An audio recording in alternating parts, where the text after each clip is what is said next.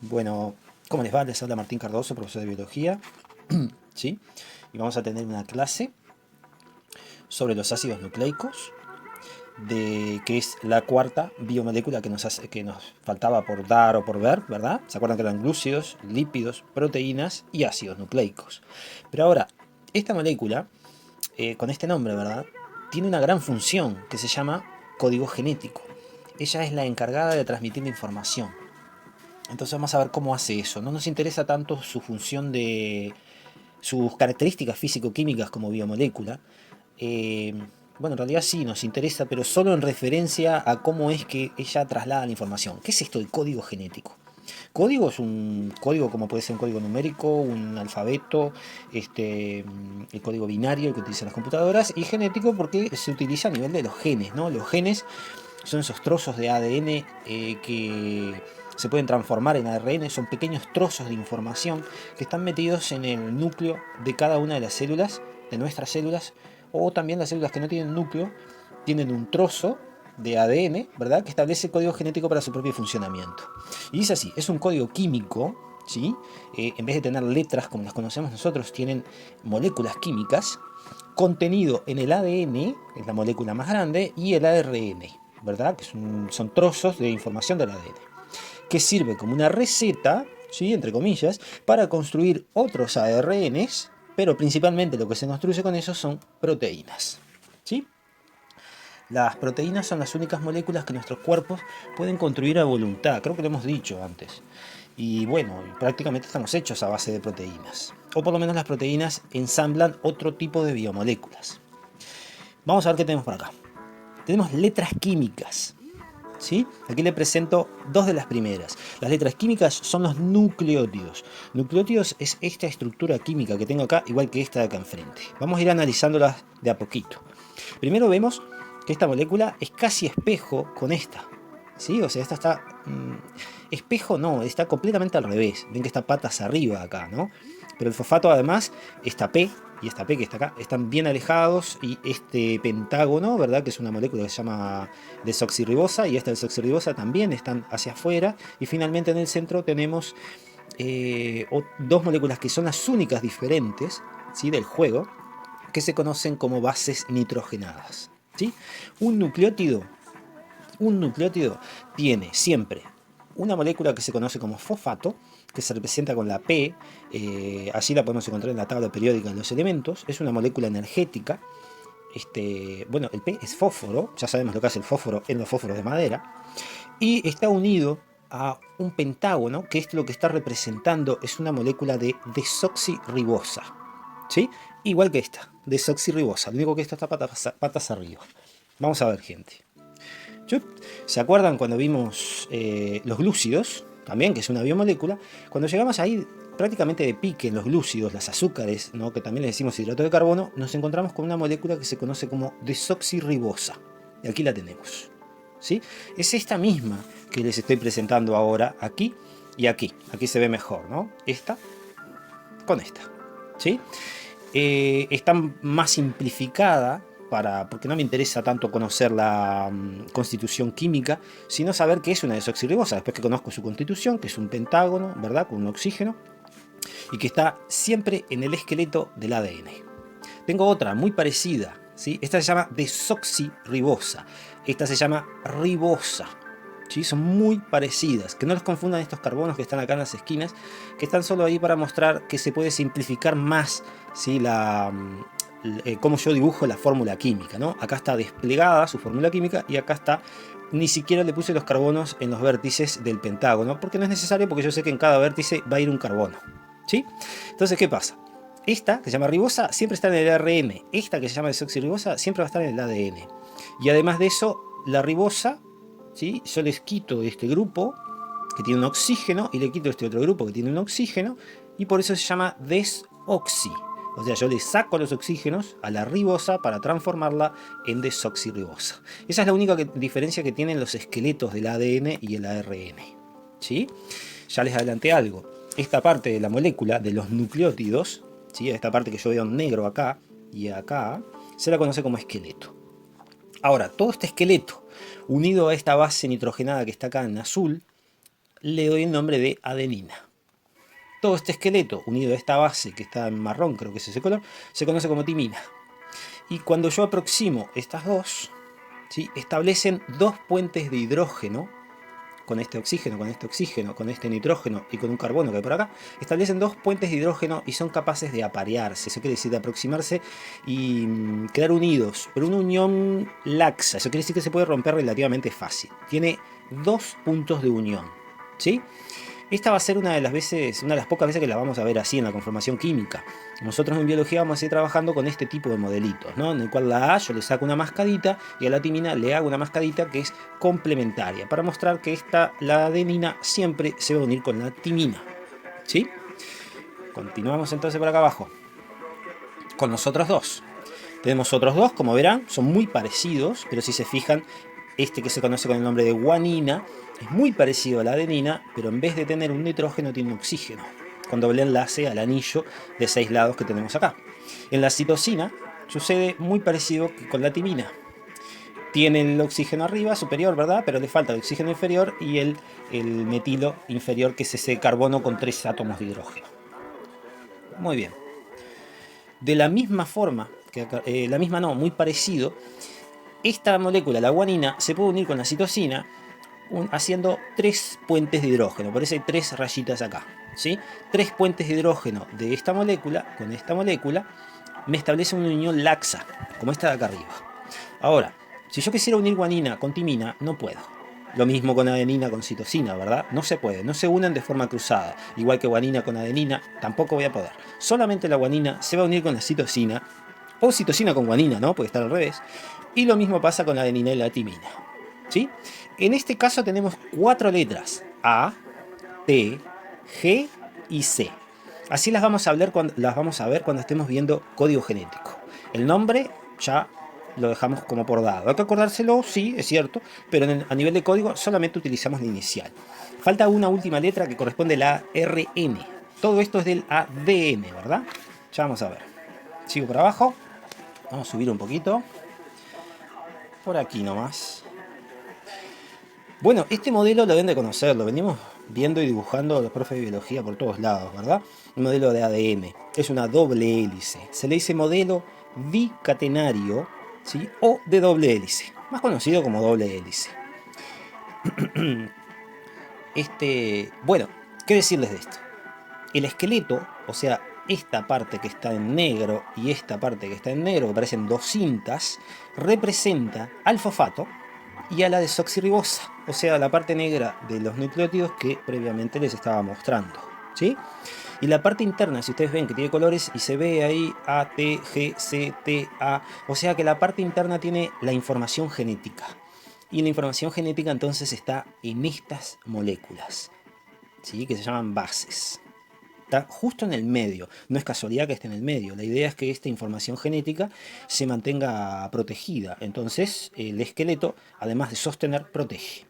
Muy bien, vamos a la que viene. Vamos a poner una... Bueno, gente, a ver cómo está, en qué estábamos. Paré para tomar un matecito. Bueno, les estaba mostrando esto, ¿verdad? ¿Sí? Esta es la conformación de la molécula de ADN, ¿no? Hicimos un estudio de la bioquímica de la molécula del ADN. Ahora nos vamos a ir un poco más al lenguaje, o sea, al código genético, ¿sí? Código genético, pero traducido al español o al castellano.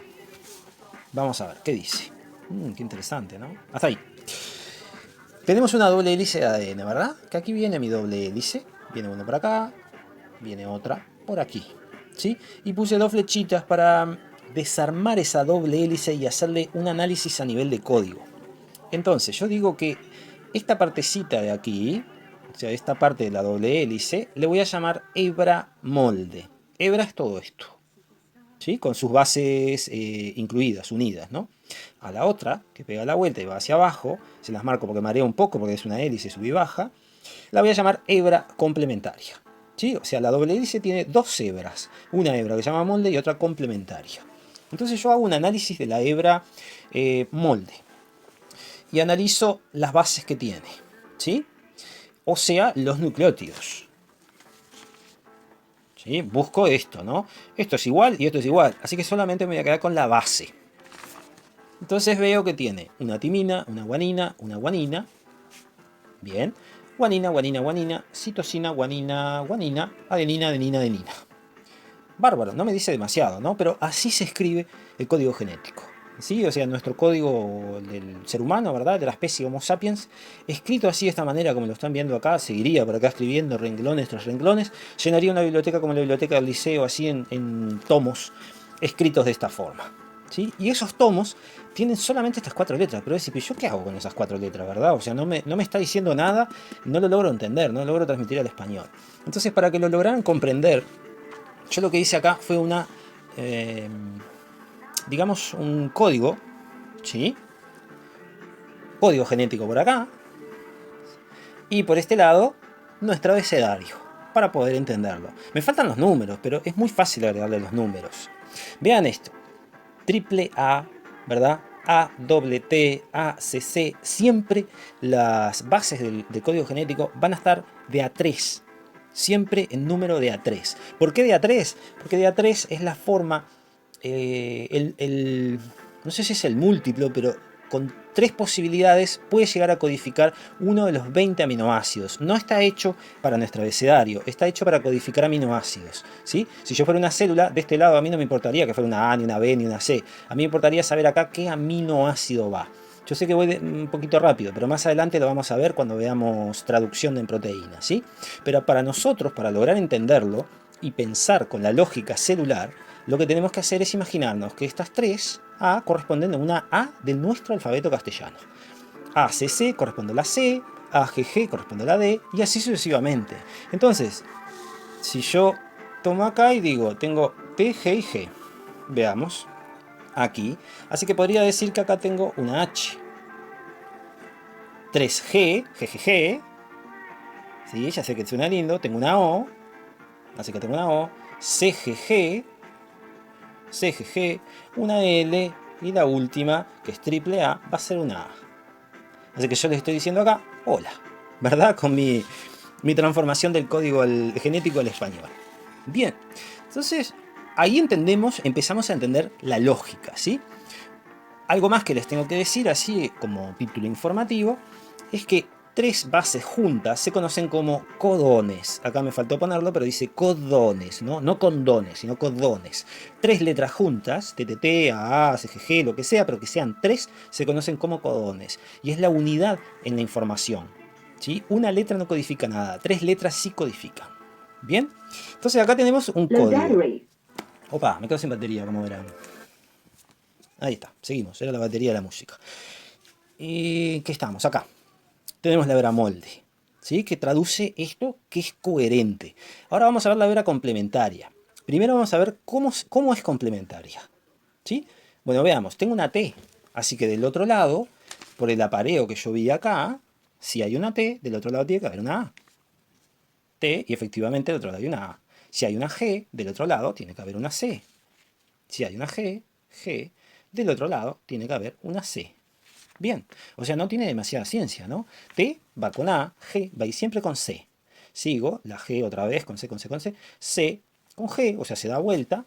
Y lo mismo pasa con la A. Si veo una A, va a ser una T. Eso se llama complementariedad de bases. Siempre que la hebra molde tenga una T, del otro lado va a haber una A. Y solamente una A. No puede haber otra posibilidad. Si hay una G, tiene que ser una C. Si hay una C, tiene que ser una G. Y si hay una A, tiene que ser una T. ¿Sí? Eso, ahí es la complementariedad de bases. Quiere decir que una siempre va a ir con la otra.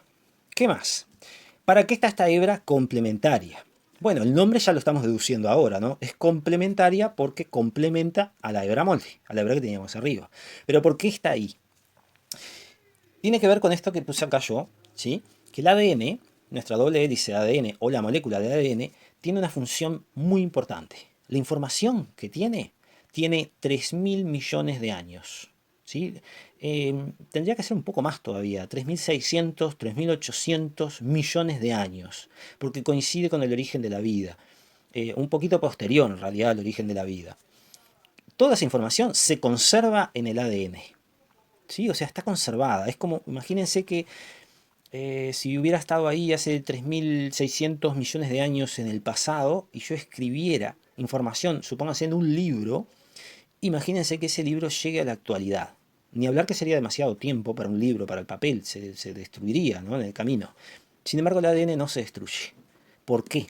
¿Cuál es su secreto? Su secreto es este. Supónganse que rompo este pedazo de la molécula del Abramolde, lo saco. Yo saco este pedazo de acá de la molécula, lo tapo. Bueno, bien, ¿y ahora qué hago? Si yo tengo la hebra complementaria, tengo 3 T's, así que quiere decir que en la hebra molde había 3 A. ¿Bien? O sea, si yo conozco la mitad de la información del ADN, puedo reconstruir la otra mitad. Lo mismo me pasa con la hebra complementaria. Si yo destruyo esta mitad que estoy acá tapando con mi dedo gordo, entonces, conociendo que acá hay una C, del otro lado va a tener que haber una G. Si hay una G, del otro lado va a tener que haber una C. Si hay otra G, otra C. A, T y A, T. ¿Me explico? Es como una especie de código de garantía, ¿no? Tendría que arrancar toda la molécula para perder la información.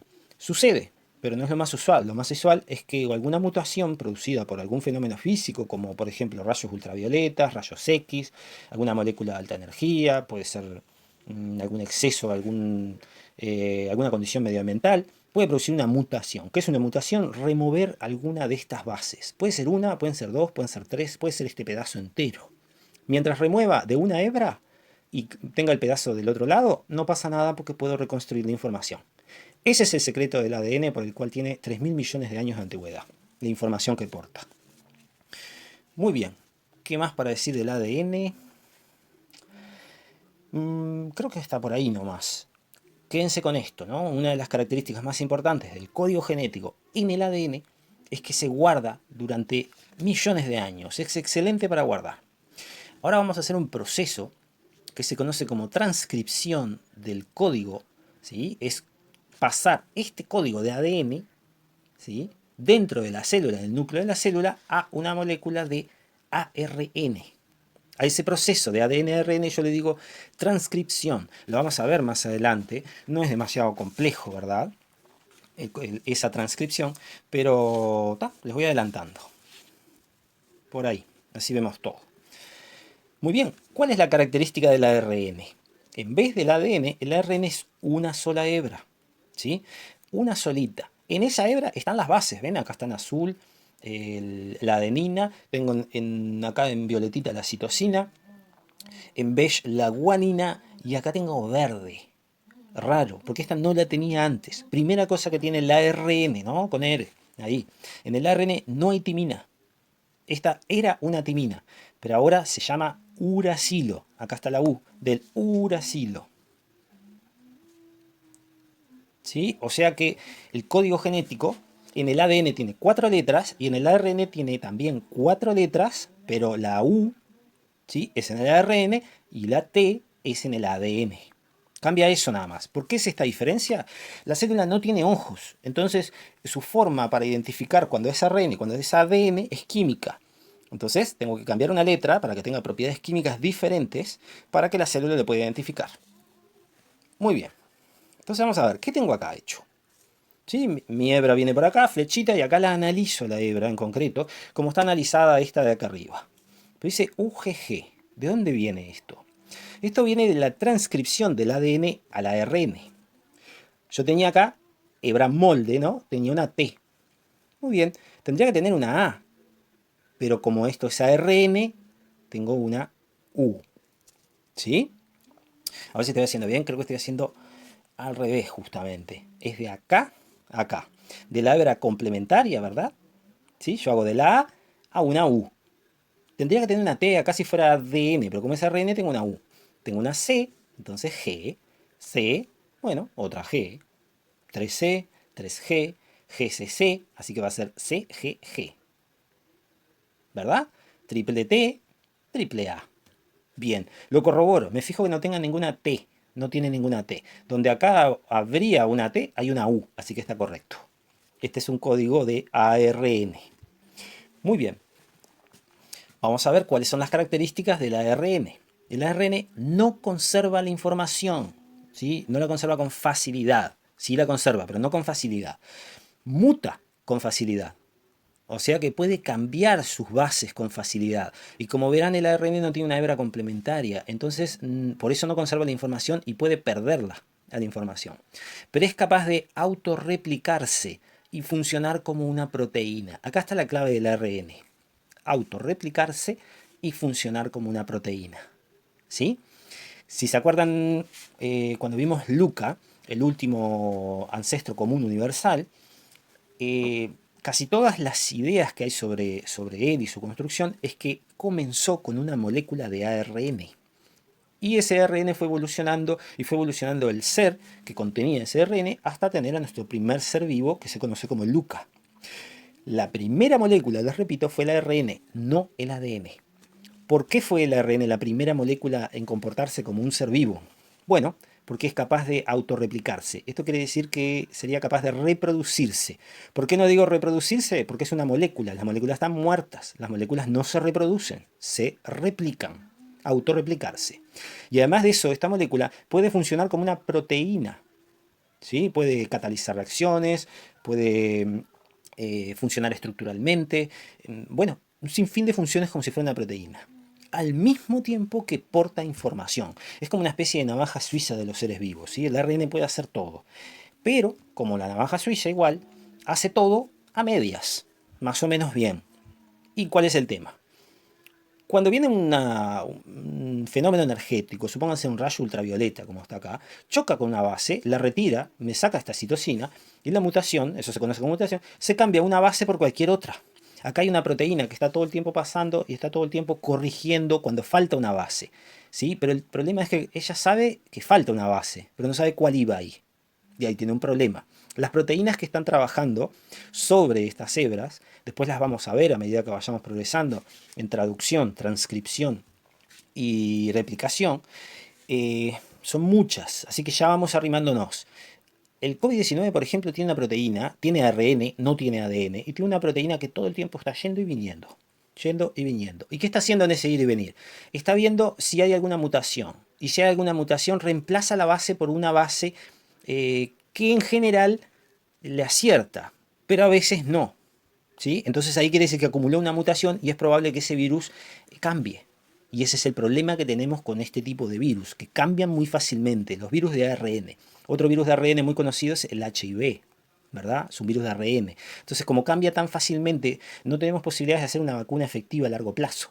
Porque es efectiva hasta que el virus logra acumular mutaciones, ¿sí? Y cuando logra acumular muchas mutaciones, nuestra vacuna ya no sirve, porque el virus cambió, es totalmente diferente. Y las vacunas son muy específicas. Entonces, como les decía, esta proteína va y viene y repara los errores. Es una proteína reparadora de errores. En este caso no es muy efectiva, pero en este caso sí es muy efectiva. Las reparadoras de errores en el ADN tienen un error cada 4000 pares de bases. ¿Sí? O sea, reparan 4000 pares de bases y tienen un solo error. Es muy poquito la acumulación de errores que tienen. Muy bien. Creo que por ahí andamos. A ver si me estoy comiendo algo. Un segundo para pensar. Bueno, listo, ya pensamos. No más aportarles un poquito más de información que la vamos a ver más adelante. Este es un cuadro de código genético, ¿sí? El verdadero, no el del español que yo inventé para ustedes para que puedan entender la lógica del código genético. Y el código genético, como les decía, está escrito, vieron, de a 3 letras. Siempre a la izquierda hay 3 y siempre va a ser bases, las que vamos a ver. Y en el cuadrito grande de la derecha, ¿sí? En estos cuadritos grandes tenemos un nombre medio raro, que son nombres que corresponden a los aminoácidos. ¿Sí? Como les decía hoy, a la célula no le interesa lo que nosotros, cómo hablemos nosotros. A ella le interesa saber qué aminoácido corresponde a 3 pares de bases, a 3 bases, o sea, a cada codón. ¿Sí? O sea, supónganse, 3U es fenilalanina. CUG va a ser leucina. Todos estos son nombres de moléculas químicas. ¿Y cómo puedo leer esto? Bueno, yo voy viendo a ver qué letras tengo. Vamos a hacer un ejemplo con cualquiera tomado al azar. GA. Si yo estuviera investigando un trozo de ADN, ¿verdad? Que tiene estas 3 letras, es GAA. Lo tengo que pasar a RN. La G se me mantiene. La A y la A, sí, también se me mantiene. Si fueran T, acá, por ejemplo, CTT sería CUU. Porque el código está escrito, ven, con U, no con T. Pero busquemos GA. Entonces busco acá. Primera letra G. Listo. Vamos con la segunda letra, A. Así que me voy cuadrito para acá, ¿verdad? Como si fuera una especie de batalla naval. GAA. Ácido butírico, creo que dice ahí. No, glutámico. Andamos sin lente. Ácido glutámico. Muy bien, entonces el ácido glutámico es el aminoácido correspondiente a este codón.